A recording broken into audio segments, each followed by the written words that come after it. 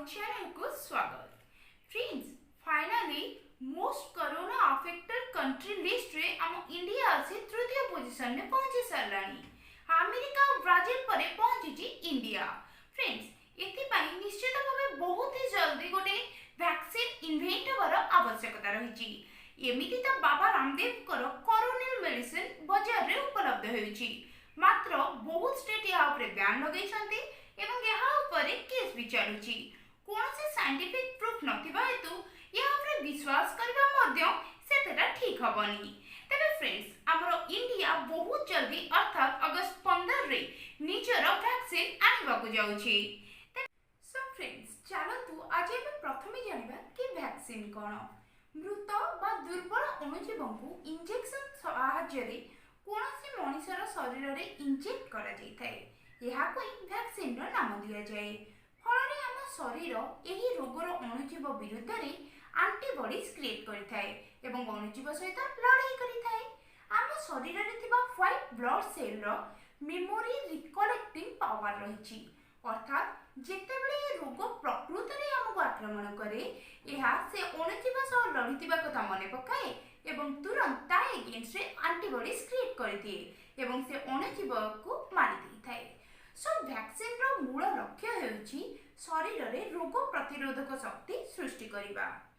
तबे वैक्सीन आसीबा पूर्वरु जन्म हेउथिबा पिलांकर मृत्यु हार थिला 50%, किंतु एबे एही हार 1% रु भी कम। माने जानि पारुछंती वैक्सीन भली कोनोसी टेक्नोलॉजी आज जाय बनिनी जहा कि स्वास्थ्य क्षेत्र रे एते परिमाण में सफल होई पारि। तबे फ्रेंड्स, ये वैक्सीन बनैबा एते सहज नुई। गोटे वैक्सीन बनैबा पई कम से कम 10 वर्ष समय लगी जाए। तेबे सबुठारु कम समय रे बनिथिबा वैक्सीन होची मम्स बा गालुआ रोगर वैक्सीन। एही वैक्सीन बनैबा पई 4 वर्ष समय लागिथिला। तेबे एड्स वैक्सीन 2030 रे इन्वेंट होबार आशा करा जाउची। जदि एभली हुए तेबे एही वैक्सीन रो बनैबार समय सीमा होई जिवो 50 वर्ष। तेबे साइंटिस्ट को मतरे जदि एही भलिया भाबरे तत्परतार सह काम करा जाय तेबे कोरोना वैक्सीन बाहरिबा पई 1 रु 1.5 वर्ष समय लागि जिवो। फ्रेंड्स, एबे असंत जानिबा ए वैक्सीन को केमिति बना जाय। वैक्सीन बनैबार 3टी स्टेज रहिछि। प्रथमटी हेउछि रिसर्च, अर्थात एही समय रे किभली वैक्सीन एवं केतोटी वैक्सीन बनिबो ता उपरे रिसर्च करा जाय। द्वितीयटी हेउछि टेस्टिंग स्टेज, अर्थात एबे वैक्सीन टे केते सेफ ता उपरे टेस्ट करा जायताय। एथिरे मध्य दुईटी स्टेज रहिछि। प्रथमटी हेउछि प्री क्लिनिकल ट्रायल्स एवं द्वितीयटी clinical trials. Preclinical trials रे लैबोरेटरी तथा पशु को उपरे वैक्सीन रो ट्रायल करा जाय एवं यहा अप्रूव होला परे क्लिनिकल ट्रायल्स रे ह्यूमन बीइंग अर्थात मनुष्य को उपरे ट्रायल करा जायताय। एथिरे मध्य 4टी फेज रहिछि। प्रथम फेज रे किछि निर्दिष्ट लोकंको उपरे ट्रायल करा जाय। द्वितीय फेज रे 100 बा तदुर्ध लोकंको उपरे ट्रायल करा जाय, जहा कि गोटिए मासरु अधिक मास पर्यंत समय नै थाए। एथिरे वैक्सीन रो डोज विषय रे किछि टेस्ट करा जाय थाए। तृतीय फेज रे 1000 बा तदुर्ध लोकंको उपरे ट्रायल करा जाय थाए। एही ट्रायल टिके लंबा समय अर्थात वर्ष समय नै थाए।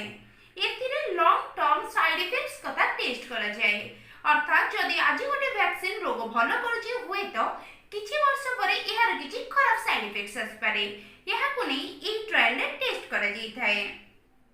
सेहि बळे भाबे चतुर्थ फेज टी रहिछि अप्रूवल, अर्थात अप्रूवल पई वैक्सीन को सरकार को पाखो को पठा जाय थाए एवं सरकार यहा को बिक्री करे पई लाइसेंस प्रदान करिथांती।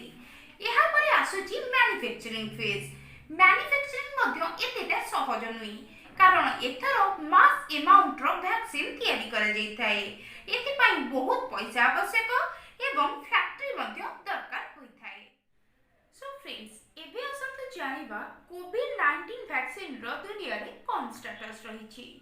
एबे संपूर्ण दुनिया रे 100 रु अधिक वैक्सीन डेवलप होइछि, जेबुली कथि प्री क्लिनिकल स्टेज रे रहिछि। तेबे WHO एथि मध्यरु 70टी वैक्सीन उपरे नजर रखिछि। तेबे फ्रेंड्स, एबे आपन आगरे गोटे पीडीएफ आसीबो। ଏହି PDF रे आपण देखि परिबे वैक्सीन विषय रे। प्रथम दुईटी कलम रे देइछि यह केउ भली वैक्सीन। तृतीय कलम रे लेखा अछि एही वैक्सीन कहा द्वारा प्रस्तुत करा जाउछि। सेकेंड लास्ट कलम रे रहिछि कि एही वैक्सीन डेवलपमेंट रो केउ स्टेज रे रहिछि। तेबे एही रिपोर्ट होउछि एप्रिल रो। तेबे फ्रेंड्स करेंट न्यूज अनुसार 70टी वैक्सीन डेवलप होबार आशा रखा जाइछि। तेबे चाइना निजर एक विशेष वैक्सीन प्रस्तुत करि सारिछि जहाको कि चाइनीज आर्मी माने लिमिटेड भाबरे यूज करूछंती। तेबे वैक्सीन प्रिपरेशन लिस्ट रे सबटु आगरे रहिछि ऑक्सफोर्ड यूनिवर्सिटी। एही यूनिवर्सिटी निजर स्टेज 3 ट्रायल बहुत शीघ्र ही आरंभ करिबाको जाउछि। तेबे अगस्त लास्ट सुधा ए वैक्सीन रो कार्यकारिता कथा भलो भाबरे जणा पड़िजिवो।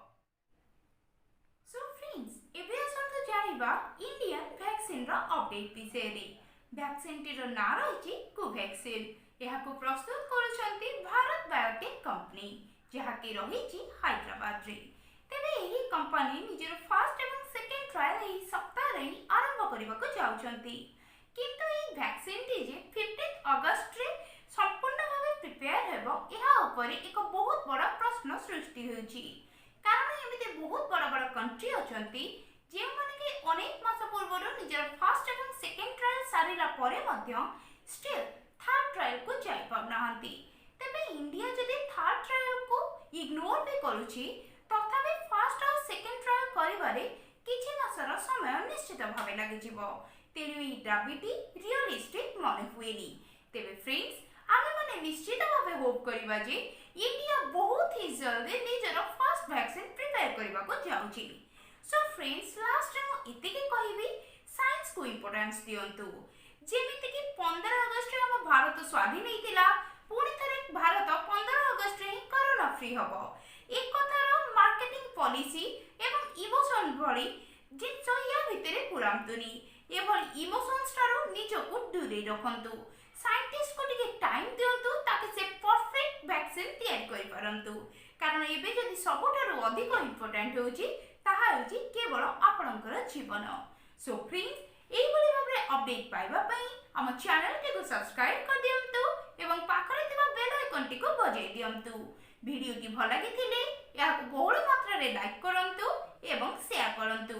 आ आपणकर ए वीडियो विषय रे कोन कमेंट अछि निश्चित भाबरे हम कमेंट सेक्शन में जणांतु।